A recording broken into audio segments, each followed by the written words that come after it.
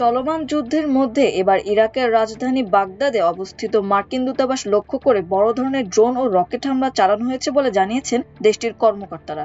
বার্তা সংস্থা এএফপির প্রতিবেদন অনুযায়ী ইরাকের একজন নিরাপত্তা কর্মকর্তা বলেছেন 3টি ড্রোন ও 4টি রকেট দিয়ে দূতাবাসে এই হামলা চালানো হয়। এর মধ্যে অন্তত একটি ড্রোন দূতাবাস প্রাঙ্গণের ভেতরে আছড়ে পড়েছে। একজন প্রত্যক্ষদর্শী জানান, দূতাবাস চত্বরে বিস্ফোরণের পর সেখান থেকে কালো ধোঁয়ার কুণ্ডলী পাকিয়ে উঠতে দেখা গেছে। এ সময় আকাশ প্রতিরক্ষা ব্যবস্থা আরেকটি ড্রোনকে মাঝপথে রুখে দেয়। এর কয়েক ঘন্টা আগে দূতাবাসে আরও একটি রকেট হামলা নস্যাৎ করে দিয়েছিল দেশটির আকাশ প্রতিরক্ষা ব্যবস্থা। নিরাপত্তা কর্মকর্তাদের বরাত দিয়ে বার্তা সংস্থা রয়টার্স জানিয়েছে, চলমান ইরান যুদ্ধে ইরাকে মার্কিন স্থাপনাগুলো লক্ষ্য করে হামলা শুরু হওয়ার পর থেকে এটিই ছিল দূতাবাসে চালানো সবচেয়ে শক্তিশালী বা তীব্র আক্রমণ। এ অভিযানে অন্তত 5টি ড্রোন ব্যবহার করা হয়েছে।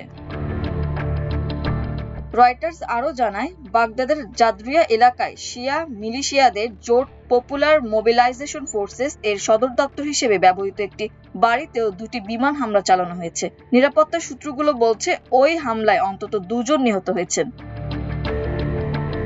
এছাড়াও ইরাকের রাজধানী বাগদাদে একটি হোটেলের কাছে একটি ড্রোন বিস্ফোরণে আগুন লেগেছে।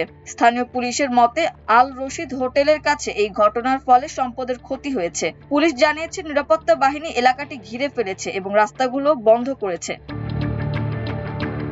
এদিকে লেবাননের দক্ষিণাঞ্চলের ইসরায়েলি এক সেনা আহত হয়েছে। ইসরায়েলের সংবাদ মাধ্যম হারেটস জানিয়েছে, ইসরায়েলি বাহিনী ওই এলাকায় স্থল অভিযান চালানোর সময় গিফতি ব্রিগেডের ওই সেনা আহত হন।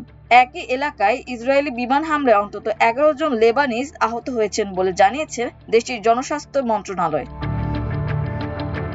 লেবাননের ন্যাশনাল নিউজ এজেন্সি এনএনএ জানিয়েছে, বিনত জবেল জেলার সাকরা শহরে ইসরায়েলি অভিযানে প্রাথমিকভাবে 7 জন বেসামরিক নাগরিক আহত হওয়ার খবর পাওয়া গেছে। প্রতিবেদনে আরও বলা হয়েছে, পার্শ্ববর্তী শ্রীফা শহরে আরেকটি হামলায় 4 জন আহত হয়েছেন।